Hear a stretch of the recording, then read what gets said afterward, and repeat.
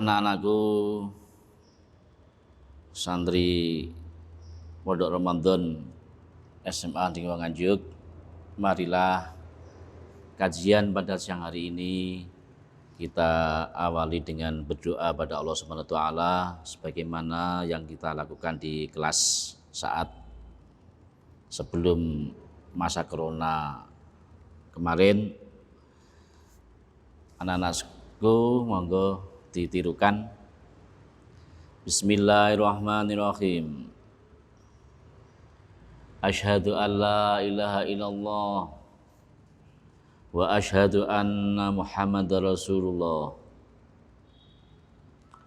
Raditu billahi robba wa bil islami dina wa bi Muhammadin nabiyya wa rasula. Rabbi zidni ilma warzuqni fahma. Monggo kita ulangi 3 kali.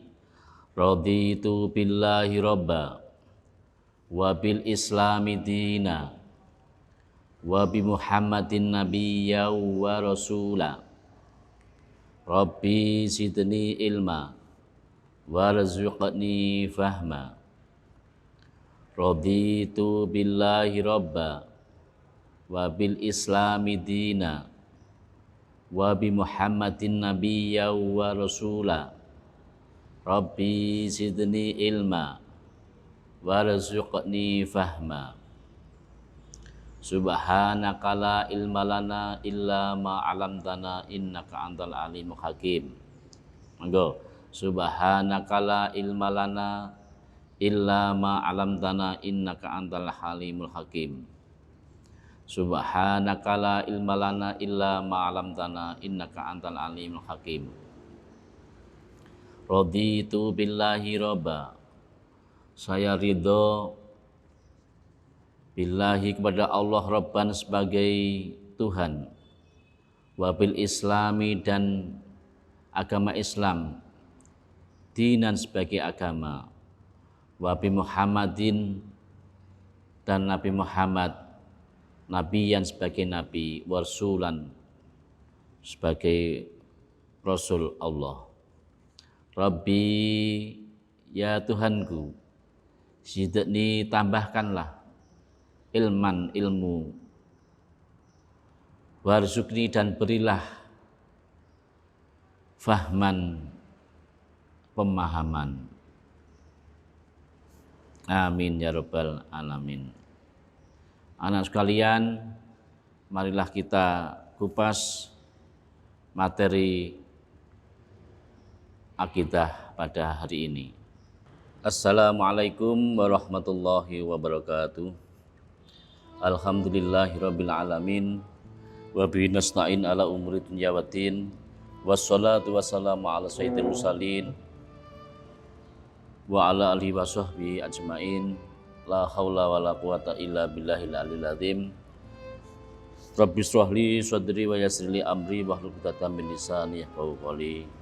A'udzu billahi minasyaitonir rajim. Bismillahirrahmanirrahim. Ya ayyuhalladzina amanu kutiba alaikumus syiyam kama kutiba alal ladzina min qablikum la'allakum tattaqun. Wa qala Nabi sallallahu alaihi wasallam, man faragha bidukhuli Ramadan haramallahu jasadahu minan niron. Amma ba'du. Ma'asyiral muslimin, santriwan santriwati Pondok Ramadan SMA Negeri Nganjuk yang berbahagia. Pertama kali marilah kita ucapkan puji syukur kepada Allah Subhanahu wa taala dengan ucapan alhamdulillahirabbil alamin. Atas karunia Allah Subhanahu wa taala kita masih diberikan kekuatan iman, Islam, ihsan, juga diberikan kenikmatan sehat walafiat, sehingga pada hari ini kita masih bisa menjalankan kehidupan sehat walafiat, sehat jasmani, sehat rohani kita. Kedua kalinya sholawat dan salam semoga tetap dilimpahkan kepada junjungan kita Nabi Muhammad SAW dengan ucapan doa Allahumma sholli ala Muhammad wa ala ali sayyidina Muhammad.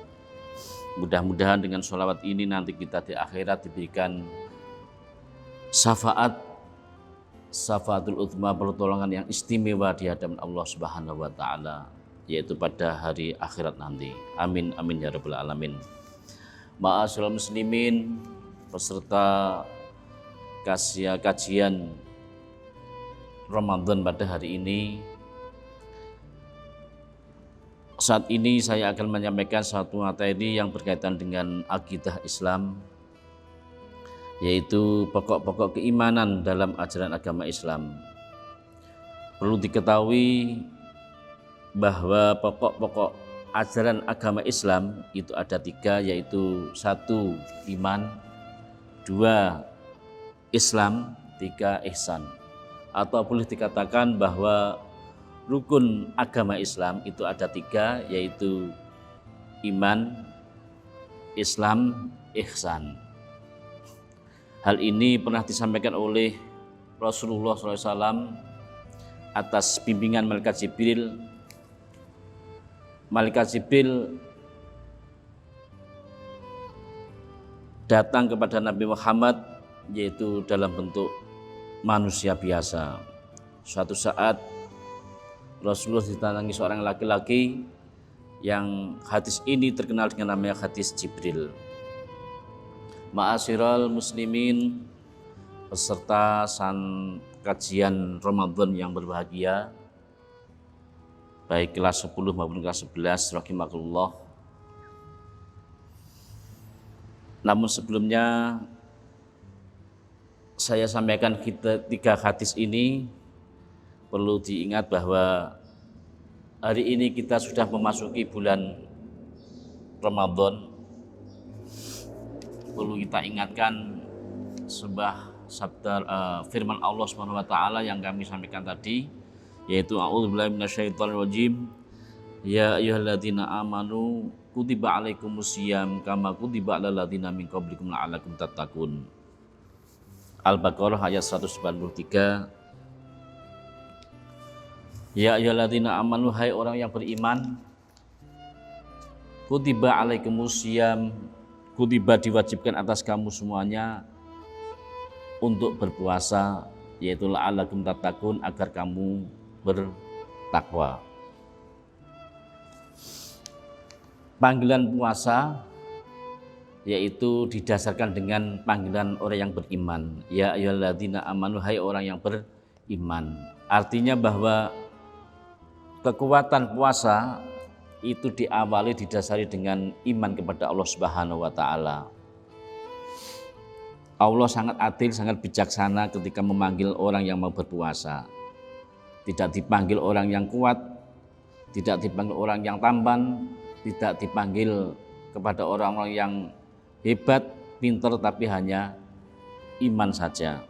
Maka boleh jadi andaikan ada orang yang tidak tampan, tidak kuat, tetapi imannya kuat, insya Allah juga bisa puasa. Inilah makna dari perintah puasa, ya ayyuhalladzina amanu, hai orang yang beriman. Ma'asyiral jamaah kajian Ramadan rahimakumullah. Maka disinilah alhamdulillah kita yang sudah beriman ini insya Allah akan mampu menjalankan ibadah puasa secara maksimal. Selanjutnya, harapan kita nanti ketika sudah memasuki puasa ini akan bisa la'allakum tattaqun, yaitu bisa meningkatkan takwa kepada Allah Subhanahu wa taala. Insya Allah kajian tentang puasa akan disampaikan oleh Bapak Ibu guru yang lainnya, apa hal-hal yang berkaitan dengan puasa. Selanjutnya hadis yang akan sampaikan berkaitan dengan iman, Islam, ihsan tadi, yaitu hadis Nabi yang diriwayatkan oleh Umar bin Khattab, atau yang diceritakan oleh Umar bin Khattab, yang diriwayatkan oleh Al-Muslim, yaitu Imam Muslim. Suatu saat ada seorang laki-laki yang datang kepada Rasulullah. Beliau memberi salam kepada Rasulullah, tiba-tiba datang kepada Rasulullah, tidak diketahui dari mana asalnya, ujuk-ujuk ada di depan Rasulullah. Fa'ahbirni, assalamualaikum ya Rasulullah, tiba-tiba datang di situ mengatakan fa'ahbirni anil iman. Selanjutnya Rasulullah menjawab, al-imanu antu'mina billahi wa malaikatihi wa kutubihi wa rusulihi wa tu'mina bil qadari khairihi wa syarihi. Kalau diartikan secara arti lafadz, yaitu sebagai berikut. Fa'ahbirni, maka ceritakanlah kepadaku, anil Islam, anil iman, tentang iman. Maka Rasulullah al imanu antu'mina, kamu percaya billahi, adanya Allah, wa malaikatihi, dan malaikat-malaikat Allah, wa kutubihi, dan kitab-kitab Allah, wa rusulihi, dan rasul-rasul Allah, wa bil yaumil akhir, dan hari akhir, wa tu'mina, dan kamu percaya bil qadari, dengan ketentuan Allah, khairihi, yang baik, wa syarihi, yang jelek. Dari sinilah para ulama menjadikan hadis ini sebagai rukun iman, yaitu yang pertama adalah iman kepada Allah, iman kepada malaikat, iman kepada kitab-kitab Allah, iman kepada rasul-rasul Allah, iman kepada hari akhir, dan yang terakhir iman kepada qada dan qadar, yang biasa disebut dengan rukun iman yang 6. Ketika Rasulullah sudah menjawab, malaikat ini mengatakan sodaqta ya Rasulullah. Ini sebenarnya agak janggal. Semula bertanya tetapi akhirnya membenarkan jawaban Rasulullah. Ini para sahabat juga sudah mulai heran. Pertama minta dijelaskan tetapi akhirnya sodaqta ya Rasulullah. Kelanjutan hadis ini yaitu yang kedua, yaitu fa'ahbirni anil Islam. Kabarkan kepadaku ya Rasulullah tentang Islam.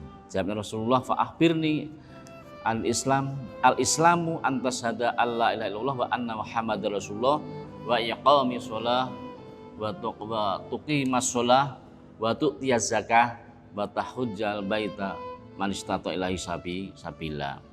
Dari ringkasan hadis ini akhirnya muncul, yaitu dengan kesepakatan para ulama dijadikan sebagai rukun Islam, yaitu ada 5: 1 syahadat, 2 sholat, 3 zakat, 4 puasa, 5 haji bagi yang mampu. Setelah Rasulullah menjelaskan tentang Islam tersebut, mulai dari antashhada alla ilaha illallah wa anna Muhammadar Rasulullah dan seterusnya, maka diakhiri oleh orang tersebut adalah sodaqta ya Rasulullah, engkau benar. Akhirnya yang ketiga kali berkaitan dengan hadis Jibril ini, yaitu bertanya tentang fa'ahbirni anil ihsan. Kabarkan kepadaku ya Rasulullah tentang anil ihsan, tentang ihsan. Maka Rasulullah menjawab, anta budallah ka'annaka tarahu fa in lam takun tarahu fa innahu yaraka. Kamu beribadah seakan-akan melihat Allah Subhanahu wa taala, dan jika tidak bisa seperti itu, tidak bisa melihat Allah, maka Allah melihat kamu. Fa innahu yaraka. Sesungguhnya Allah melihatmu. Inilah akhirnya muncul 3 pokok-pokok ajaran agama Islam, yaitu iman, Islam, yang ketiga yaitu ihsan. Hadis selanjutnya Rasulullah ditanya tentang tanda-tanda kiamat. Namun suatu saat nanti dapat dipelajari di pertemuan yang lainnya. Yang akan saya jelaskan di sini yaitu tentang iman Iman secara bahasa berarti percaya. Kata iman ini identik dengan kata aqidah, yaitu satu ikatan yang ada dalam hati manusia yang harus selalu ada di dalam jiwa manusia, yang bisa digunakan sebagai ukuran kekuatan mental manusia. Secara terminologi, iman ini berarti tasdikun bil qalbi wa iqrarun bil lisan wa amalun bil arkan. Pengakuan di dalam hati, diucapkan dengan lisan, dan diwujudkan dalam perbuatan. Ini sebenarnya adalah arti iman yang secara lengkap. Tidak hanya percaya saja, tetapi harus ada ungkapan ikrar, diucapkan dengan lisan, dan yang ketiga yaitu diwujudkan dalam amal perbuatan. Dari pengertian iman inilah maka Allah Subhanahu wa taala memanggil manusia bukan karena apa-apa, tetapi adalah dengan ya ayyuhalladzina amanu, hai orang-orang yang beriman. Ma'asyiral muslimin, santriwati, santriwan kajian Ramadan rahimakumullah. Apa faedahnya orang yang punya iman kepada Allah Subhanahu wa taala, yang punya akidah kepada Allah Subhanahu wa taala? Maka disinilah ada keistimewaan atau kelebihan yang diberikan oleh Allah Subhanahu wa taala berkaitan dengan iman ini. Antara lain, iman ini adalah satu nikmat yang paling utama, nikmat yang paling tinggi di hadapan Allah Subhanahu wa taala. Hal ini dijelaskan Allah Subhanahu wa taala yaitu dalam surat Al-Hujurat ayat 7 sampai 8. Nikmat yang paling besar adalah iman kepada Allah Subhanahu wa taala, karena dapat digunakan mulai dari dunia ini sampai di akhirat nanti. Kok dikatakan yang paling besar, kenapa? Karena kalau sudah punya iman, punya keyakinan kepada Allah Subhanahu wa taala, maka segala aktivitasnya akan dinilai ibadah oleh Allah Subhanahu wa taala. Yang kedua yaitu mendapatkan kebahagiaan dunia dan di akhirat. Dunia dan akhirat merupakan satu kehidupan yang utuh, tidak bisa terpisah-pisahkan antara keduanya. Dunia adalah awal dari akhirat. Dunia adalah ladang untuk bertanam di akhirat. Nah, di akhirat nanti merupakan tempat untuk memetik hasil dari di dunia ini. Maka kedua-duanya termasuk hal yang penting dalam kehidupan umat manusia. Bahkan oleh Allah Subhanahu wa taala diberi doa, Rabbana atina fid dunya hasanah wa fil akhirati hasanah. Yang ketiga, keutamaan kalau punya iman yaitu selamat dari azab neraka. Lanjutan dari doa yang saya sampaikan tadi adalah waqina adzaban nar. Salah satu usaha ikhtiar untuk selamat dari neraka adalah punya iman. Setelah punya iman, manusia akan menjalankan perintah-perintah kepada zat yang diimani oleh manusia, yaitu Allah Subhanahu wa taala. Yang keempat, keistimewaan punya iman adalah mendapat petunjuk, bimbingan dari Allah Subhanahu wa taala. Yang kelima, mendapatkan ampunan dari Allah Subhanahu wa taala. Allah Subhanahu wa taala berfirman, Qul in kuntum tuhibbunallaha fattabi'uni yuhibbukumullah wa yaghfir lakum dzunubakum. Apabila engkau cinta kepada Allah dan mencintai Rasulullah, maka diampuni oleh Allah Subhanahu wa taala dosa-dosa yang telah dijalankan. Alhamdulillah. Yang keenam, terhindar dari penyakit hati. Apabila manusia tidak mempunyai iman atau tidak percaya dengan adanya Allah Sang Pencipta alam ini, maka dia akan menutup dirinya, tidak percaya kepada Zat yang menciptakan alam semesta ini. Maka kalau iman ini tidak ada dalam hati, akan muncul suatu penyakit yang sangat berat, yaitu menutup diri, tidak percaya adanya Allah Subhanahu wa taala, tidak percaya adanya Sang Pencipta alam semesta ini, yaitu yang boleh dikatakan namanya kafir. Na'udzubillah min dzalik. Tadi saya katakan bahwa pengertian iman tidak hanya mengakui saja, tetapi juga diwujudkan dalam perbuatan, juga diucapkan dengan lisan. Maka kalau tiga hal ini tidak bisa menjadi satu, maka akan muncul sebuah penyakit hati manusia. Hatinya mengatakan A, lisannya mengatakan B, maka disinilah ada perbedaan antara hati dan lisan. Maka boleh dikatakan adalah tanda-tanda seorang munafik atau nifak. Yang ketujuh, yaitu mendapatkan naungan pada hari kiamat. Pada saat manusia kebingungan, pada saat manusia gelisah, seluruh manusia dikumpulkan di alam mahsyar, mulai dari Nabi Adam sampai Nabi Muhammad Shallallahu Alaihi Wasallam, umat manusia menunggu kepastian, menunggu perhitungan amal manusia. Nah, kalau kita hitung jumlahnya, tidak hanya ribuan, tapi juga bisa miliaran manusia. Di saat itulah manusia menunggu kepastian yaumul hisab, yaumul mahsyar, dia akan masuk ke surga atau neraka. Maka disitulah manusia yang punya iman akan mendapatkan naungan dari Allah Subhanahu wa taala.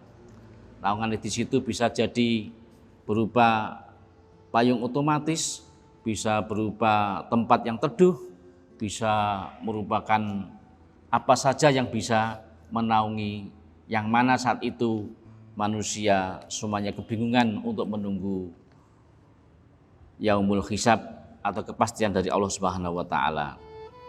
Demikianlah ada 7 keistimewaan, keutamaan orang-orang yang punya iman kepada Allah Subhanahu wa taala. Ma'asyiral muslimin, khususnya siswa-siswi peserta kajian Ramadan pada saat ini, apa saja yang perlu diimani tadi sudah diberi gambaran oleh malaikat Jibril melalui Rasulullah, yaitu antu'mina billahi wa malaikatihi wa kutubihi wa rusulihi wa tu'mina bil qadari khairihi wa syarihi.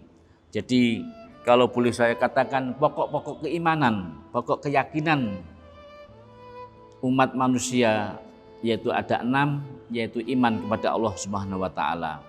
Seluruh agama samawi yang diturunkan oleh Allah Subhanahu wa taala sejak Nabi Adam,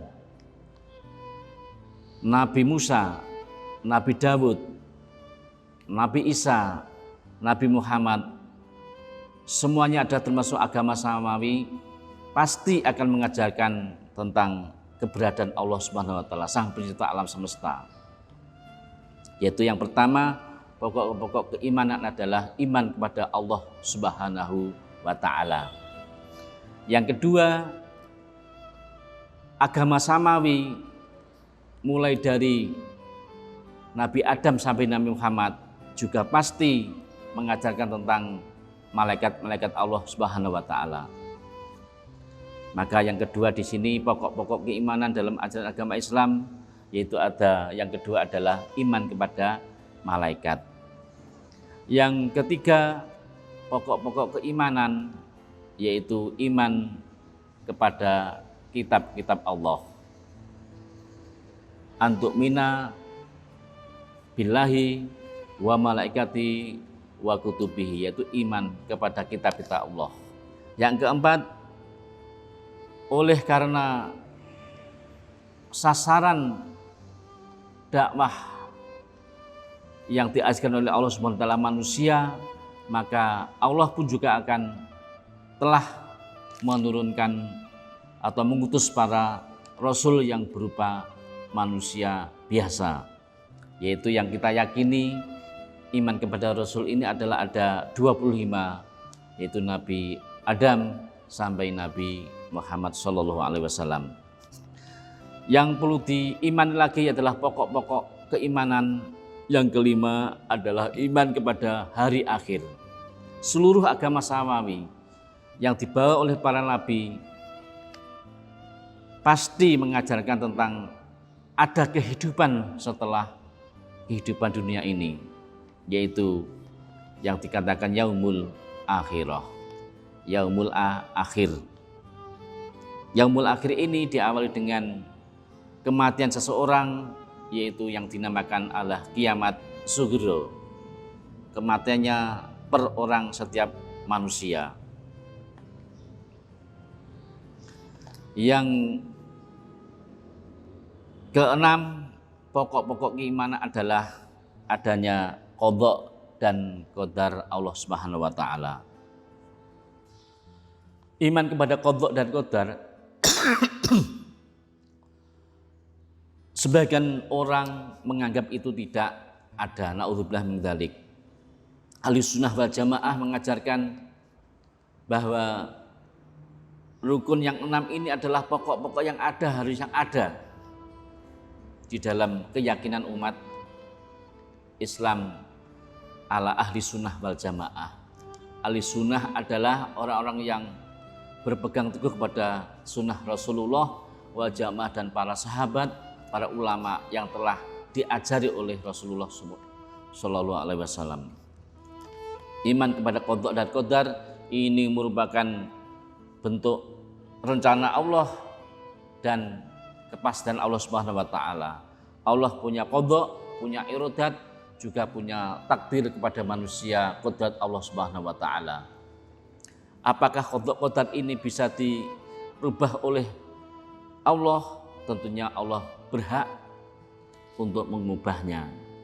Manusia diberi kesempatan, diberi sarana untuk bisa memperbaiki qadha-qadarnya Allah Subhanahu wa taala. Terbukti banyak doa-doa yang disampaikan kepada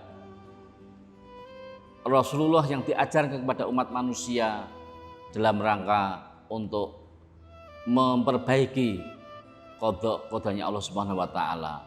Bukan berarti manusia yang merubah, tidak, tetapi tetap Allah yang berhak berkuasa untuk mengubahnya.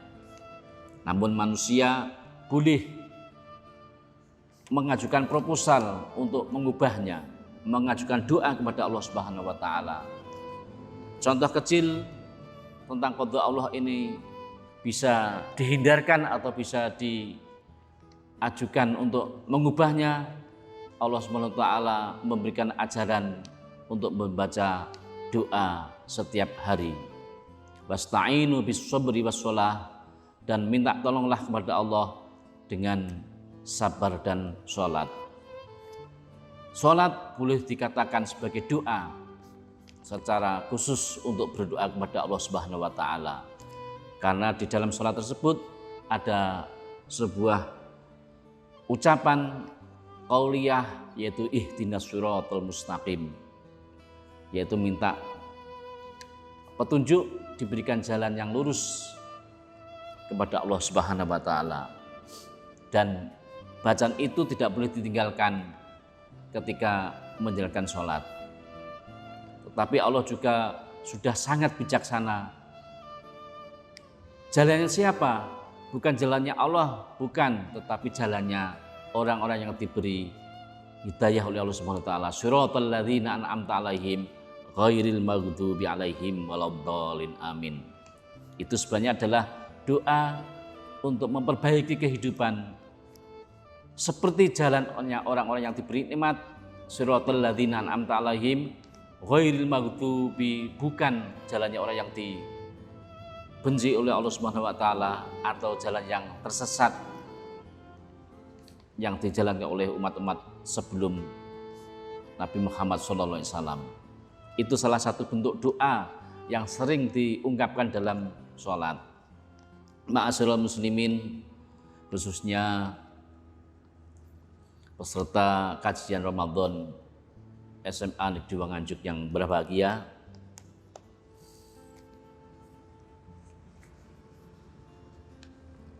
itulah pokok-pokok ajaran agama Islam, khususnya dengan keimanan umat Islam, dan sebagai pokok-pokok ajaran agama Islam, atau boleh dikatakan ada yang ninoto boso manusia secara bahasa Arab, yaitu insan, tri itu 3, insan tri 3 bisa digabungkan dengan santri, yaitu insan bisa sempurna kalau mengetahui 3 hal, yaitu iman,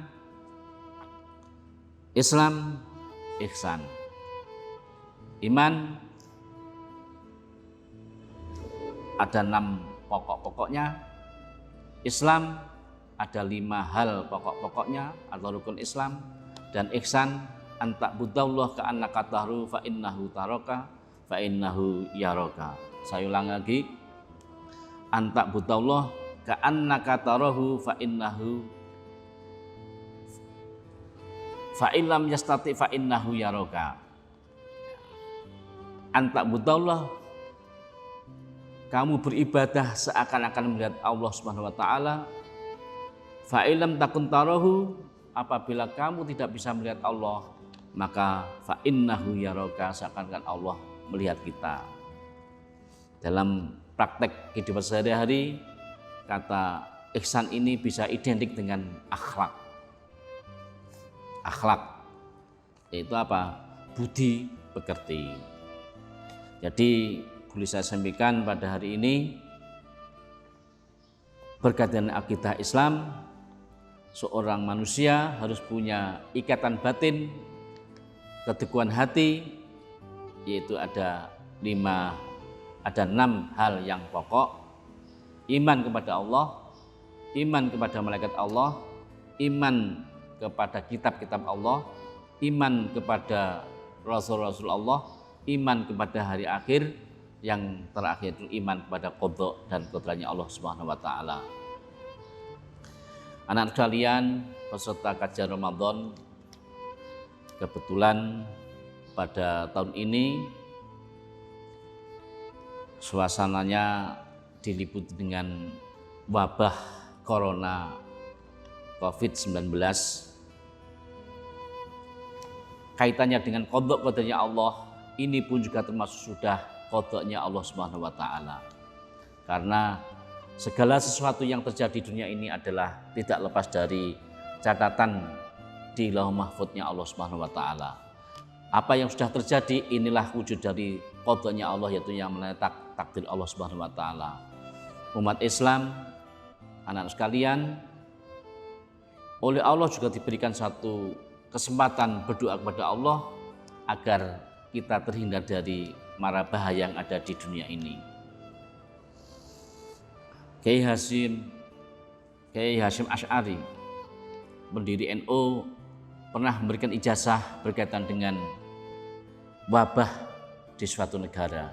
Kalau zaman Rasulullah ada namanya ta'un, yaitu wabah yang melanda kepada masyarakat, atau boleh dikatakan pandemi yang ada di dunia sekarang ini. Pada saat itu Kiai Hasyim Asy'ari juga pernah menjadi Hadratus Syekh Hasyim Asy'ari rahimallahu ta'ala, memberikan satu doa yang sekarang ini sedang dilafadzkan oleh kaum muslimin seluruh Indonesia. mungkin sudah pernah mendengar, yaitu doa ini disandarkan kepada kepribadian Rasulullah Al-Mustafa, kepada Al-Murtadil Sayyidina Ali, yang ketiga kepada wabnahuma, anaknya Sayyidina Ali yaitu Hasan Husain, dan yang kelima adalah Siti Fatimah. Dengan kepribadian 5 orang tersebut, dengan keagungan 5 orang tersebut, dengan ngalah barokah beliau-beliau, semoga haral wabai al-khatimah bisa terhindar di dunia ini. Itu harapan, yang doa yang pernah diajarkan kepada umat Islam, khususnya santriwati zaman Kiai Hasyim Asy'ari. Nanti dapat dipelajari atau lihat di tayang-tayangan kajian khusus untuk lafadz yang pernah diajarkan oleh Kiai Hasyim Asy'ari tersebut.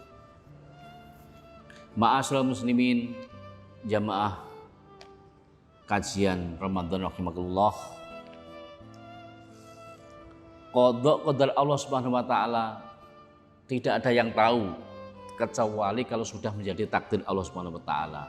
Maka dari itu, di dalam ajaran agama Islam, Allah sendiri juga memberikan satu doa yang dibaca setiap pagi, yang sering kita ucapkan, yaitu dengan doa kunut. Sering saya sampaikan kepada anak sekalian, eman-eman kalau ada doa semacam itu kita tidak mau mengucapkannya. Maka andaikan tidak mau mengucapkan di dalam sholat, maka bacalah doa tersebut di luar sholat. Karena doa tersebut memang sangat baik isinya kalau diterapkan dalam kehidupan manusia. Yang saya maksud adalah doa kunut yang biasa dibaca di waktu subuh. Andaikan ada keluarga yang tidak berkenan dengan doa tersebut, bisa dibaca di luar sholat. Insya Allah itu tidak menjadi masalah. Bahkan di suatu pertemuan, doa tersebut juga dibaca. Memang ternyata isinya juga sangat baik.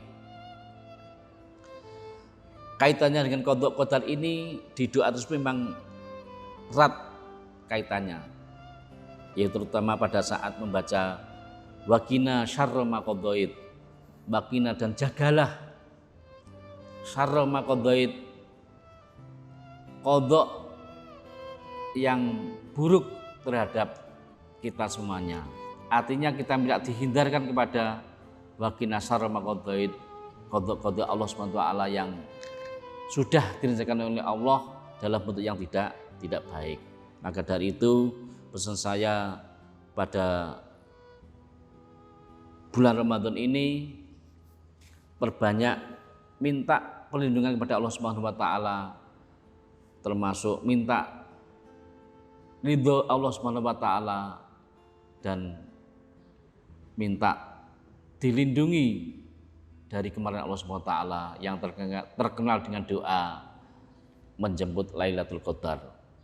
Allahumma innaka afun karim tuhibbul afa wa'fu anna ya karim.